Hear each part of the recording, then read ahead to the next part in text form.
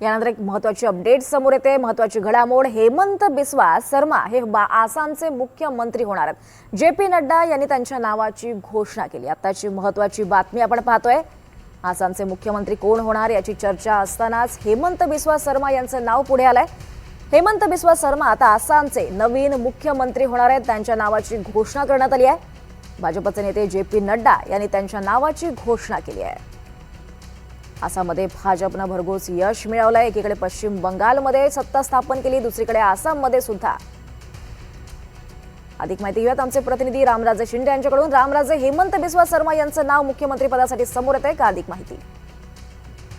हेमंत बिस्वा शर्मा यांची आजच विधिमंडळ गटनेतेपदी निवड झाली आहे आणि 2 दिवसानंतर म्हणजेच की 12 तारखेला त्यांचा शपथविधी होणार आहे।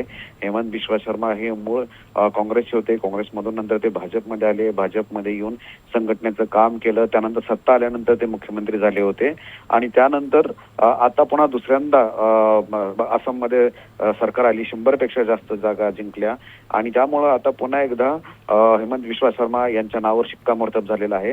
ते आता पुन्हा एकदा मुख्यमंत्री बनतील। आजच विधिमंडळ पक्षाच्या गटनेतेपदी त्यांची निवड झालेली आहे आणि 2 दिवसानंतर पुन्हा शपथविधी होईल। एकीकडे पश्चिम बंगालचा शपथविधी पार पडला आणि त्यानंतर आसाम म्हणजेच की पूर्वेकडील सर्वात महत्त्वाचं राज्य आहे आसाम, तर तिथे सुद्धा भाजपचा मुख्यमंत्री जो आहे तो शपथ घेणार आहे। हेमंत बिस्वा शर्मा यांनी मागचे 5 वर्ष जे आहेत अतिशय यशस्वीपणे आणि पक्षवाढीसाठी, पक्ष विस्तारासाठी काम केलं। त्यामुळे पुन्हा एकदा, त्याचबरोबर हेमंत बिस्वा शर्मा हा आक्रमक चेहरा म्हणून मानला जातो।